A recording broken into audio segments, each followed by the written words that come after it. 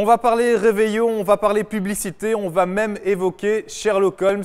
C'est dire l'excellent programme de ce tout premier numéro de Newstech Hebdo 2013.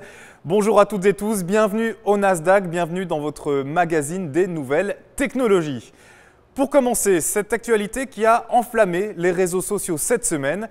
Sur la dernière mise à jour de sa Freebox, le groupe Free propose une option Adblocker, traduisez, bloqueur de publicité.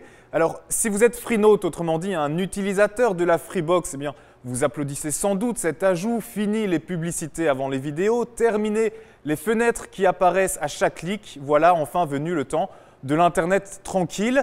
Sauf que, eh bien, pour les sites qui vivent uniquement grâce à ces publicités, et ils sont nombreux, eh bien là, cette nouvelle plaît beaucoup moins. Ces sites pointent du doigt l'initiative, ils ont peur de voir leur rentrée diminuer, peur que ce soit la porte ouverte eh bien, à une généralisation d'un tel blocage publicitaire.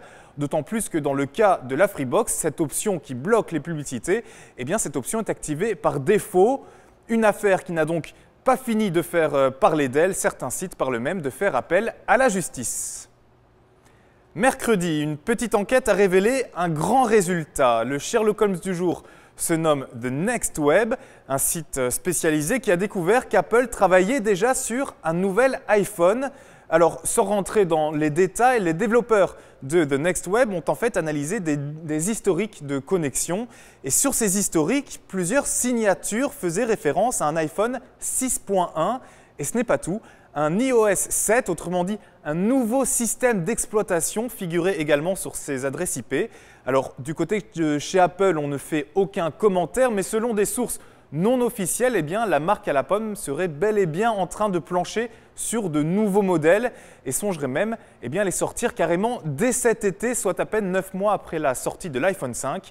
Autant dire que du côté de chez Apple, on n'est pas du genre à perdre son temps.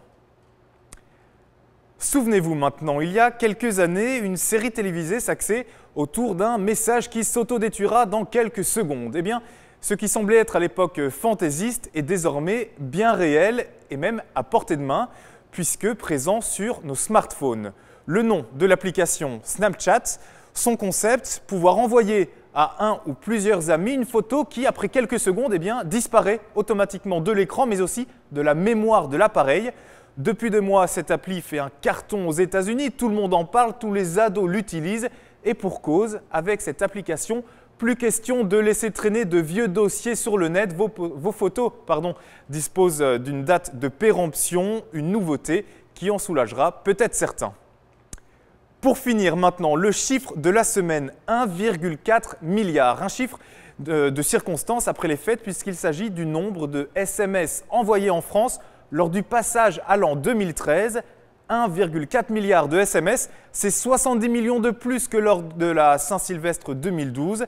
Et si l'on considère que chaque Français possède un téléphone, eh bien cela ferait plus de 20 messages par personne lors de ce réveillon.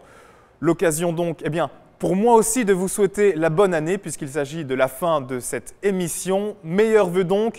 On se retrouve la semaine prochaine pour un nouveau numéro de Newstech Hebdo, toujours depuis les locaux du Nasdaq.